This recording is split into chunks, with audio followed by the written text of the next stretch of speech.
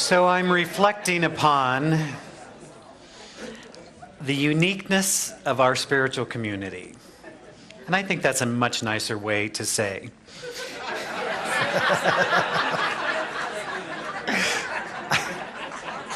As Linda said, you got to be some kind of odd not to fit in with us, right? So we welcome everyone, and I was just thinking, gosh, let's see, we have 15th century folk songs, we have reggae music, we got it all, you know? Somewhere we will find you. So we're grateful for that you're here today with us. This is the last of a series about meditation, the power of meditation.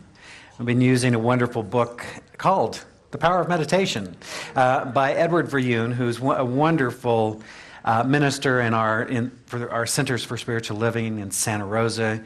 Brilliant man. And I've just been really loving this book and the sweetness of spirit that shines through this. I know for many of us, meditation may not be a practice that comes easily. And I was reflecting as I was reading this, Edward was talking about one of the students in his class, and he said, I always like to start my spiritual learning classes with 10 minutes of meditation. So for the 10 weeks or 12 weeks or whatever, they started every class with 10 minutes of meditation. And then at the end of the class, he, like many of us do, asked for feedback, what was most valuable, all that sort of thing. And so he was intrigued by this young man's answer, which was, you know, the best part of this class for me was the half hour of meditation we spent at the beginning of the course. I thought, isn't that interesting? For some of us, when we start meditating, we're like, okay, how long? You know, right? Wow. You know, so this idea that you're just going to sit and be and do nothing. Now, I got to tell you, in my DNA somewhere, there is a gene that says you must be productive always. So when I began meditating, it was like, oh my God, how long can this go on? You know? And I'd create lists of things I should be doing instead of just being present. But now what I've found after years of practice and that there is this wonderful place called silence and being. And so I've found the benefit of that. And the purpose for us in practicing or having a meditative practice is it helps us to understand how our minds work. I've been really loving this phrase, there's a way of living. And some of us know a way of living that is all about reaction, that is all about what's happening around us and how we react to it. And so we even go so far as to say things like, you made me so mad. Because of your power, you came and gave me this experience, and now I get to be mad at you. We may say things like, the economy is ruining my business, or the internet, or the Google. That's for you, John. Right? That life is doing something to me and I'm not even a little bit happy about it. But as we begin to develop another way of being, we realize that there's a way of being in response to our life. We realize that there is a consciousness that can step back and observe what's happening. And when we learn how to do that, we realize that there's an event. There's my response to the event, and then it goes from there. We begin to understand that nobody is doing nothing to us. Ain't nobody doing nothing to you. That's your phrase for the day. There's your powerful affirmation, right? But rather, I am in a process of responding. And so my goal is to learn to practice and deepen in my spiritual well-being and then to take more and more of that into my daily living. And so over the years, I've discovered that something interesting first happened, that now I crave that time, that I start to feel really disconnected if I don't have the time to be still, to listen, to do nothing. And so it's a beautiful transformation. I also have discovered, as have the people around me, that if I don't have that time, Uncle Cranky comes out and makes no one happy. So for your own good, I try and practice and meditate on a regular and ongoing basis. But as I was in contemplation, this story kept coming back to me, and I want to share it today. So we're going to go from 15th century folklore to 12th century mythology, which of course we know is all about King Arthur and the Knights of the Round Table. And it's interesting in that mythology, of course, it's wrapped into a Christian base, so very much has to do with the crucifixion stories, and there's a beautiful blending of energies when we really understand this. The knight, the beautiful damsel coming together, the kings and the queens and the kingdoms and queendoms of life unfolding, and all of this wonderful thing is wrapped into this story. So in the 45 minutes that I'm going to, no. In the 3 hours left to me today, we're going to cover all of that and who knows what else, right? So I'm going to do my best to share simply with you a story. It's called The Fisher King. And what we know was once upon a time, because it's put on your symbolic hat now, once upon a time there was a king who was known throughout the world as the keeper of the Holy Grail. Now, in case you're not familiar with what the Holy Grail is, in the symbology, the Grail was the cup that Jesus served his brethren before at the Last Supper. We know the famous words, drink of my blood, and this is all that stuff, right? Lots of blood in these stories, gotta say. And it was believed that somehow this Holy Grail, which if you ever look at any of the pictures, just interestingly, in case you want to look at this, we're looking symbolically, but if you ever look at these pictures, very gold, very ornate, very 12th century England, more so than 1st century Jerusalem, but that's, doesn't matter, just an interesting observation. So this Holy Grail then had some of the blood, and it represents the chalice of divine energy, okay? So in this mighty kingdom, the king was the keeper of the Holy Grail. And so through this, they had inherited the privilege of keeping this from the promised land from this early time. And so it was a wonderful and beautiful thing to have this sacred object. And what began to happen was that anyone who came to the castle and drank from this Holy Grail had life healed. That's a beautiful gift, isn't it? It's a wonderful thing. People were trying to get in. You can imagine the ticket price on that dinner, right? I'm ad-libbing a little here, just in case you hadn't wondered.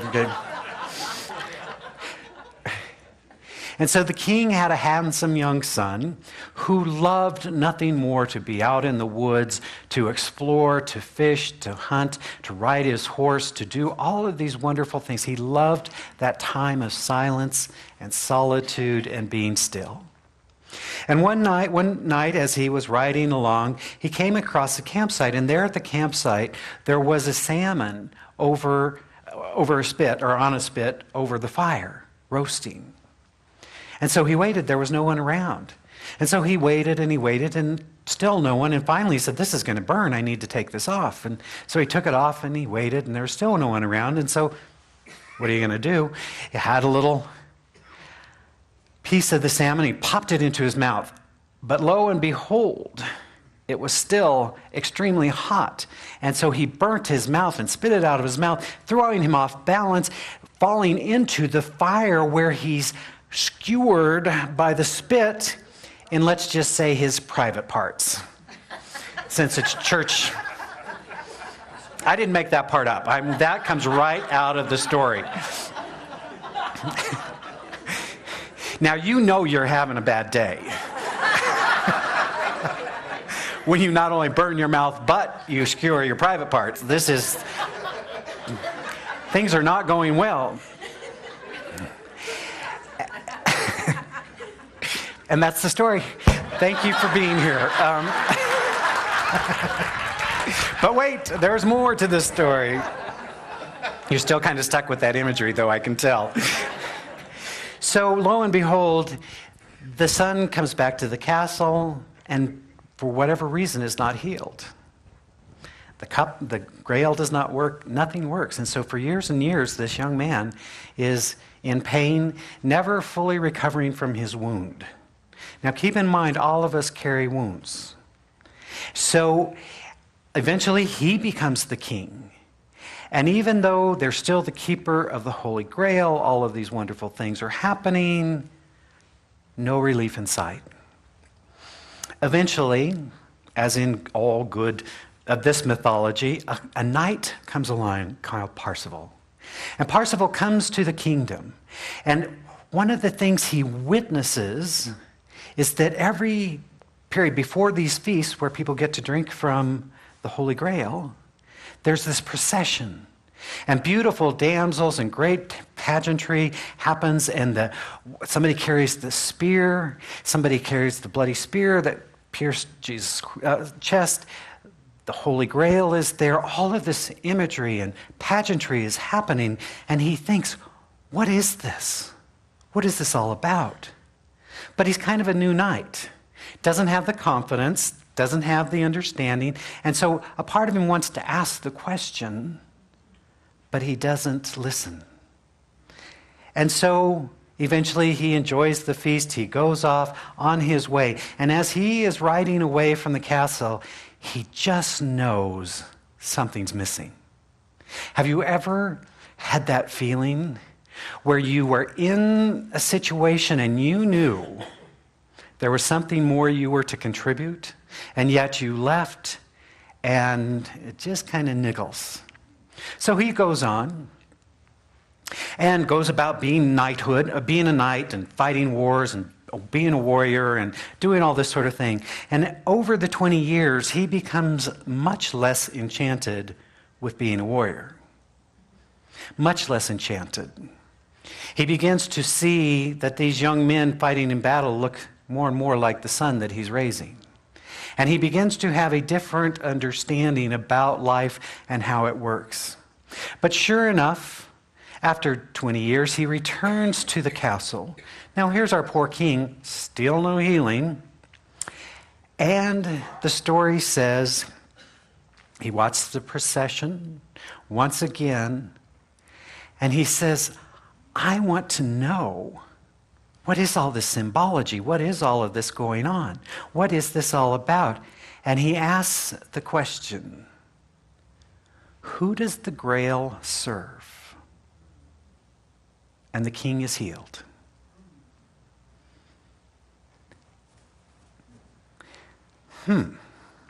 So, we're not done. There's more to the story. The king is healed.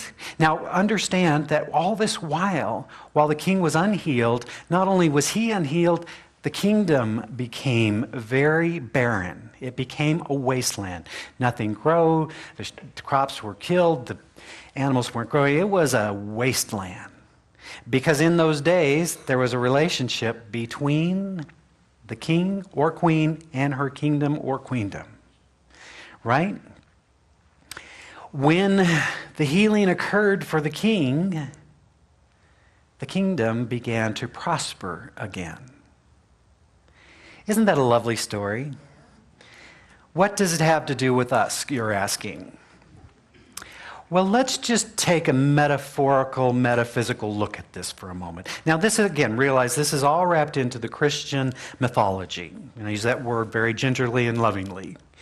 The Christian mythology of death, resurrection, crucifixion, resurrection, and new life. All of these parts are symbols of that continuing cycle, as are all mythological stories. But think about this. In the day, there was a relationship. There was, if you will, a marriage between the ruler and the kingdom. I would suggest to you that that relationship exists today. And it's called you and your kingdom. And when we are unhealed, whether through things that have happened to us or things that we have done to ourselves, our kingdom does not prosper, but rather begins to diminish. So it is in asking the question, who does the grail serve? Who does this cup serve? And it serves the divine. You see, all of us are wounded to some degree or another. And I say this very lovingly and very gingerly, but even if you just look at the process of life, we all go through this, as Gene Houston calls it, sacred wounding. When we are babies, everybody loves babies. Babies are just this innocent, I'm here, I'm present for life, I'm one with it all, it's beautiful. The closest thing to the divine I think we can find is the newborn baby. Love me, right? But then this curious thing begins to happen around 2 years old. They discover a new word, and the new word is no. They begin to discover me, not me. And that is a beautiful and important part. I call it the terrific twos. Because now we're beginning to differentiate, we're beginning to identify. The development of the ego is very important so that we have our own sense of identity. That process recreates itself about, 13, sometimes 11, sometimes 14, somewhere in there. You, for all of you who are parents, know this. You go from being this loving presence in the world to this person that has to park 6 blocks away so that nobody will see you or your kid with you around their friends. You know this. Again, that differentiation, that identification of me as an individual. And sometimes that looks like rejection. So even in the identity of ego, that's a part of our developmental process. But one of the problems for us spiritually is if we get so stuck in the ego mind that we forget our oneness and our connection with the divine.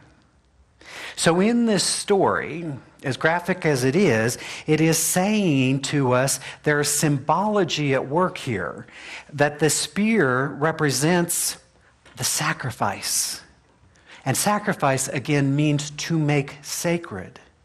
The grail is that part that holds the divine essence. And the grail calls us to open to a sense of enlightenment and wholeness, and to ask what our souls are really here for. There's also a dish, and the dish is that dish that serves the food. Again, from the Last Supper, that serves the food. What feeds us? You see, these are profound questions when we ask them from the spiritual context. So often in our lives, we get identified in the egoic sense. We ask, who are you? And you say, I'm a mom, I'm a dad, I'm a husband, I'm a wife, I'm an engineer, I'm an artist, I'm all these things that I do. Right? And then when that changes, the kids move away, the job goes away, the things that we have identified ourselves with no longer exist. We're asked that question, who am I now? It's a powerful question. And sometimes we call that the death of the ego. When that old structure falls away and we're left with that, who does the grail serve? And the grail serves the divine. You see, the divine is housed in this chalice. We are each that chalice when we are open and receptive to our oneness with this divine presence.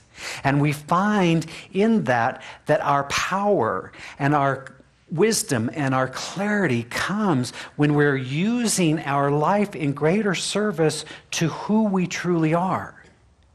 Now, it may or may not mean there's an outer change. In the Zen tradition, they say, before enlightenment, chop wood and carry water. After enlightenment, chop wood and carry water. Right? But as we've been talking about all month, it's about bringing that mindfulness to our life, to realize that in truth, who we are is a spiritual being, and that all of our lives can be in sacred service. And when we ask the new question, the only thing that's different in this story is there's a new question. I have to say, if I was the king, I'd be a little mad to have just spent 20 years in unhappiness around my groin and knowing that all you needed to do was ask the simple question, right? But we've all been there. I hear this all the time in this community. Oh my God, I wish I would have known this 20 years ago. I wish I would have been raised in this tradition. I wish I would have known who I was. So there's no need to do that. But once we begin to ask that question, who is my life in service of? It begins to change everything. It does not mean we no longer have to go to work or to do the things of the world, but we need a new consciousness and a new energy. And when that healing occurs within our own being, the kingdom or queendom is restored. You see, in a sense, this is what science of mind is teaching us. I use the analogy sometimes of that if you have a computer, most of us do, right? Most of us have computers. And so we have on our computer software. And the software is designed so that if we put in information, it gives us a result. But lo and behold, from time to time, we put in information and we get this weird result. I'm trying not to make Obamacare jokes right now, but sometimes we spend $500 million to put together a website, and oops, there's some glitches. Oh well, not a problem. Because what we know is that you fix the programming. You rewrite the code. There is a mistake in that. We understand that. We don't try and destroy the computer. We don't say, oh, if I go get a new computer and I put the same software in, I'll get a different result. I don't know if there's any analogy here that's fitting for your life, but I'm just saying. I have found myself from time to time trying to find a new computer/relationship, new computer/home, new whatever, and I get the same darn glitch. That doesn't seem right. But I inserted my own consciousness into it. And therefore, the glitch shows up again. Lo and behold, I found science of mind, and it said to me something very different. If you will change, your life can change. In this story of the king, the fisher king, when he is healed, the kingdom prospers. It's more appropriate to think of it as the queendom. I'm cool with it. It's the idea symbolically that as we are healed, by asking the new question, by really looking at what is my life in service to, that something happens that allows the fullness of who we are to come forward. Carol Pearson, who I've stole most of this material from this book called Awakening the Heroes Within, she says this: to be conscious is to wake up and take a new kind of responsibility to be true to ourselves. This is what it means to be royal, to be fully awake, conscious, in your body, feeling your feelings, able to express who you are in the world, and willing to take full responsibility for your life. Meditation has helped me to see that life was not doing anything to me, but that I was a co-creator with this process of life. And that as I learned to be grounded and centered in the divine presence, as I learned to slow down, to allow that to be revealed, then I discovered that there was another way of being in the world that brings forth greater peace, greater love, greater joy, more harmony. My invitation to you is that you begin to ask that question. Who does my life serve? This grail that I carry, this holy container called my being that houses the divine, who will I use this in service to? And know that wherever you are loved and supported in being fully who you are. Let us pray. As we take this moment to breathe deeply into the awareness that there is indeed but one life, one power, one presence, one being. And if this is so, this one life must express itself in, through, and as all creation. If this is so, then that means that this one life is expressing itself through me and through each of us gathered here. That the one life delights in its self-expression, in its creation, in its fully becoming. And we are each given the privilege and the opportunity to reveal the divine through us and through our lives. And so I know that the divine archetype, the divine prototype already exists. That within each one of us, the divine is whole and perfect and resonant. And so we speak this word of truth this day to recognize that divine wholeness is revealing itself through our physical being, through our mental and emotional and spiritual being, bringing forth wholeness, bringing forth health, bringing forth vitality. I am recognizing and I am knowing in this moment, each of us as divine beings, calling forth the presence of this abundant life. The Master spoke of a living spring.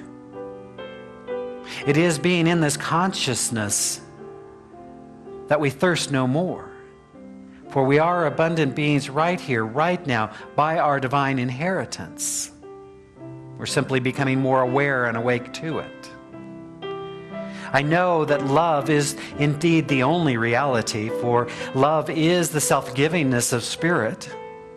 And so we open our hearts and our minds to be the vessel and the vehicle through which greater love is revealed into the world. We allow our lives to be healed and transformed for the betterment of all humanity. In this moment, I'm simply inviting us to release anything which no longer serves us. Whether it is limiting belief, whether it is worn out ideas, whether it is resentments, anger, unforgiveness. That in this moment, we create a new beginning by opening our hearts and our minds to the truth of who we are. We ask ourselves, who will my life serve? How good it is to rest in this awareness. We are blessed. We give thanks for the many blessings in our lives, those seen and those yet to be realized.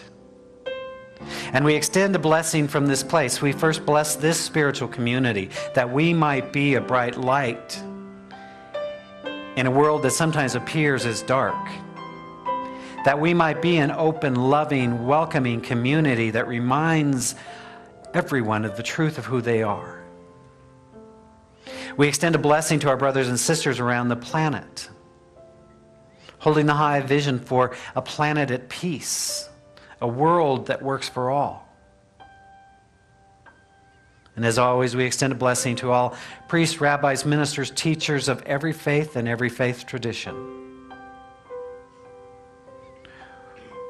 For the Master said, there where two or more are gathered, the presence of the I Am is there. And so we honor and celebrate the many pathways to greater awareness and understanding. How good it is to know this truth. And so we allow this truth to seep deep into our consciousness and deep into our being. That we live full, gracious, loving lives. For this and so much more, I am truly grateful. And I know there's nothing more to do but to release this word into that law of mind that brings forth the highest good for all concerned. And so I simply release and let go, as together we say, and so it is.